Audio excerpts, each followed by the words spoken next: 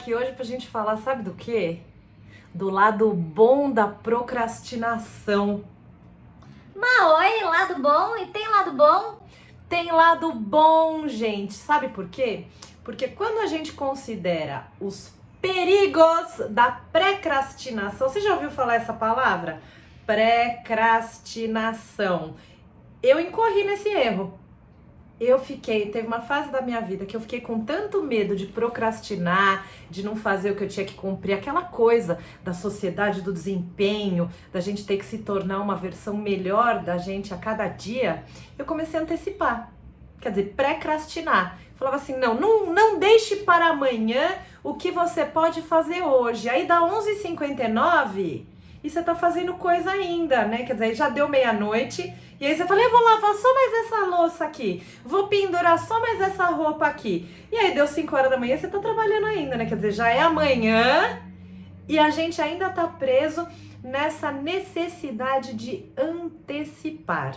Então, acho que o primeiro conceito da gente aprender a procrastinar um pouco é se livrar do precrastinar, se livrar dessa mania de antecipar tudo. A procrastinação ela é ruim porque ela faz com que a gente sobrecarregue o nosso eu do futuro. Mas quando a gente quer aliviar demais pro eu do futuro, aí a gente sobrecarrega o eu do presente, né? Que é o cara que fica se antecipando. Então essa história de nunca deixar para amanhã o que você pode fazer hoje é uma regra relativa, porque a gente nunca deve fazer hoje uma tarefa que pode sumir amanhã. Você já parou para pensar nisso? Pois é, às vezes, se você esperar um pouco para responder aquele e-mail, a pessoa não vai mais precisar. Aliás, essa é uma regra fantástica, que é sempre espere algumas horas para responder dúvidas pelo WhatsApp, porque na maioria das vezes a pessoa já se virou sozinha, ela já descobriu que é muito mais rápido ela usar o Google e ela já descobriu que é muito mais interessante ela correr atrás da informação sozinha. Uma outra forma de procrastinação inteligente é jamais realizar uma tarefa que possa ser realizada mais tarde por alguém que realmente queira fazê-la. Fazer comida, por exemplo. Se você mora com alguém na sua casa, por que não negociar que as tarefas sejam feitas pelas pessoas que têm mais apreço? Ou aquele bom e velho rodízio mesmo, né? Às vezes não tem muito jeito, se todo mundo na casa odeia cozinhar, aí não vai ter muito jeito mesmo. O grande problema aí é quando a gente começa a usar a procrastinação como forma de retaliação, de vingança com as pessoas que moram com a gente, ou principalmente como forma de controle ou de contra-controle. Quer dizer, eu tenho muita história, muita história de cliente que chega para mim no consultório e fala assim, é porque a minha esposa ou meu marido, a minha mãe, né, a pessoa que mora junto, pede para eu lavar a louça, mas quer que eu lave no tempo dela. Essa frase é clássica de cadeira de psicanalista. Quer que eu faça no tempo dela. E eu não quero. Eu quero fazer no meu tempo. E aí? Como é que fica? Fica que a gente tem que poder fazer as coisas no nosso tempo. E que os combinados em casa, eles devem atender todas as pessoas que moram ali. Então, não tem jeito, tem que negociar. Sabe aquele filme Alguém Tem que Ceder? Na vida real, alguém tem que ceder. Então, não dá pra você ficar deixando a louça apodrecendo na pia só pra mostrar pra tua mãe, pro teu cônjuge, pro teu pai, que você faz na hora que você quer. E mãe, pai, não adianta lavar na hora também só pra mostrar que tem que ser no seu tempo. Esse tipo de coisa produz atrito.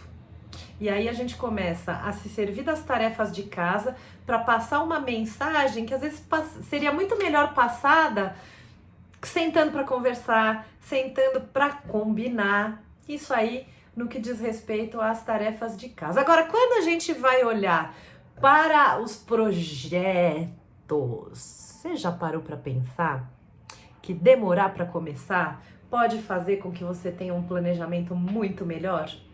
Eu, por exemplo, escolho os temas dos meus vídeos, muito antes de gravá-los e vou ruminando aquilo. O que eu vou falar sobre? E de repente, tô lendo um livro e encontro algo sobre, eu tenho sempre um bloquinho de notas que eu vou anotando ali e vou deixando. Aí assisto uma série, alguém fala uma frase legal, vou colocar aqui. E vou pondo, vou pondo, vou pondo. Quando eu efetivamente sento para gravar, eu já tô com o esqueleto inteiro daquilo que eu quero dizer, de tudo que faz sentido. Então, quando a gente está respirando um projeto, tá com ele ali rodando como um aplicativo no fundo da nossa cabeça, a gente pode ter ideias muito melhores e estruturá-lo muito melhor antes de efetivamente a gente começar. E tem muita gente que procrastina, sabe por quê? Para combater o perfeccionismo, porque se a gente começa antes da hora, a gente vai sempre querer melhorar mais um pouco. Lembra da sociedade do desempenho? O feito é muito mais importante do que o perfeito, até porque o perfeccionismo é uma utopia, né? E aí o cara que procrastina, ele procrastina um dos motivos para quê? Para chegar na hora H e ele não ter mais nem tempo de se preocupar com o perfeccionismo. Mas nisso a gente acaba se estressando, liberando cortisol, adrenalina desnecessariamente na corrente sanguínea, ficando puto. E às vezes, na hora H, chega lá e a gente não consegue entregar, né? Porque deixou tão para a última hora que a gente não consegue chegar lá. Então, é legal demorar um pouco para começar os projetos, mas não tente burlar o seu perfeccionismo por meio da procrastinação. A procrastinação ela é útil quando você está fomentando a sua criatividade numa tarefa na qual você ainda não começou. E aquela coisa da gente procrastinar porque tem medo do fracasso, tem medo de não terminar, tem medo de não ter ideia, isso aí, o único jeito que a gente tem de lutar contra isso é ignorando. Esquece, ignora esse medo um pouco, vivencia ele e guarda ele numa caixinha.